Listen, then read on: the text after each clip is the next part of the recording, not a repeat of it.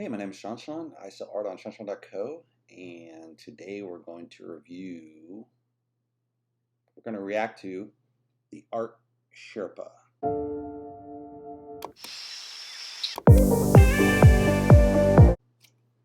Not sure what a Sherpa is. Some strange animal. So, Art Sherpa is a really big art channel. She's done a lot of live painting. She has really funky colors in her hair usually. And she has a really big subscriber base.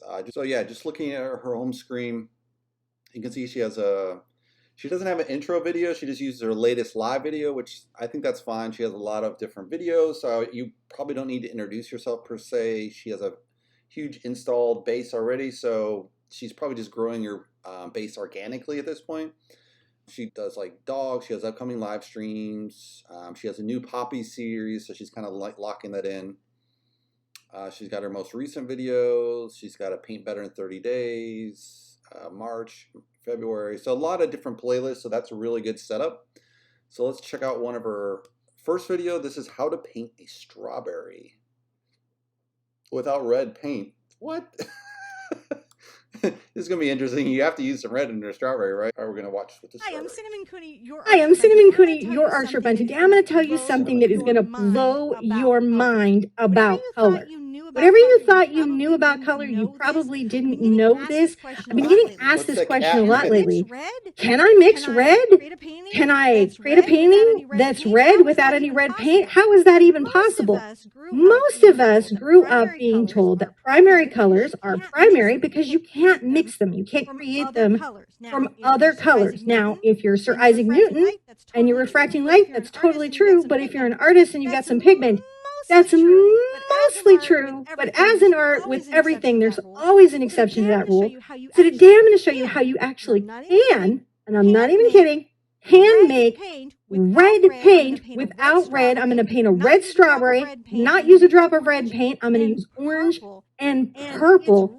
And it's really orange and really purple. I am going to demo the whole painting. You're going to see it happen. It's going to blow your mind. And at the end, I'm going to tell you why this trick works and when it probably won't, but it's super worth knowing about. So I have put out my paint, that way you guys could see it, because this is not really a believable video, like mentally, especially if you're new to painting. And I wanted you guys to see that I am using orange, I am using purple. I'm also doing some other crazy color mixes here that you're going to kind of get to see. So that's why I wanted you to see the paint come out. The other thing that I did is I picked a strawberry because I felt like no one is going to believe this is true. Mixing red from purple and orange. What would be the most unbelievable fruit to use? And so is strawberry. Well, I'll just say off the bat, the orange is a very red orange, so you just put a complementary color next to it. The purple is going to look more red, I think.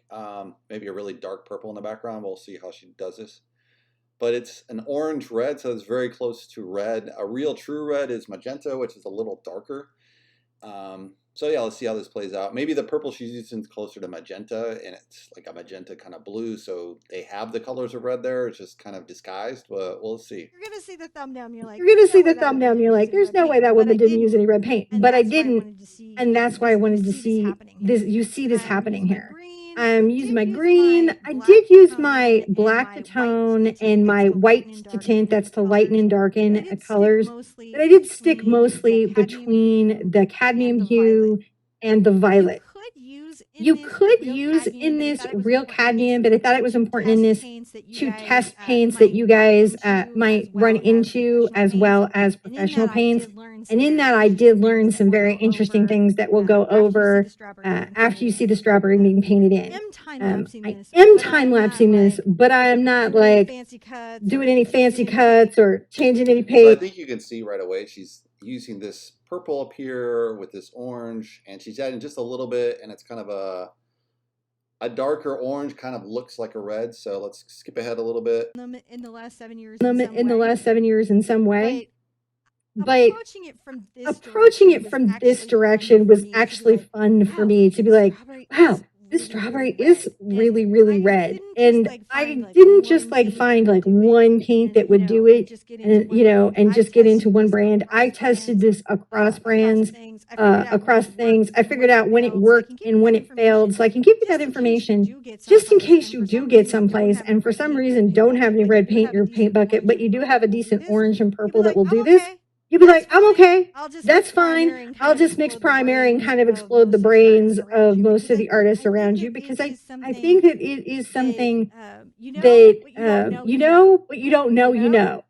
You know? I'm adding highlights and everything To give it a pop. I think that also really helped the juiciness of the strawberry. So I think we got the gist of this video. It is pretty cool video. She's adding that white on there, kind of a white pale pink to give it that glow of the strawberry. It's definitely very impressive that you use this orange and a purple and you get closer to red. So that's pretty interesting. I wouldn't have expected that. I think she is right though. If you mix a lot of colors, you get kind of a feel of that. Because sometimes I make some colors mix and you're like, how did I get green out of yellow and black, right? Or you know, that's an obvious one. But there's other colors where you mix together and you get brown and you're like, I wasn't trying to mix brown. Although brown's an easy one to accidentally get into, but let's get into the next one. This is how to paint Oriole Borealis. And I've done a video similar to this to myself on the Northern Lights, which is really awesome to paint.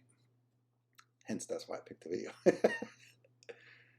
Okay, and YouTube's going to be slow uploading.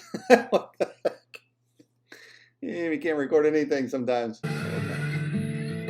This is a nice logo too to start it up, which is kind of cool. It's interesting because before she was called Art Sherpa, so I'm not sure why.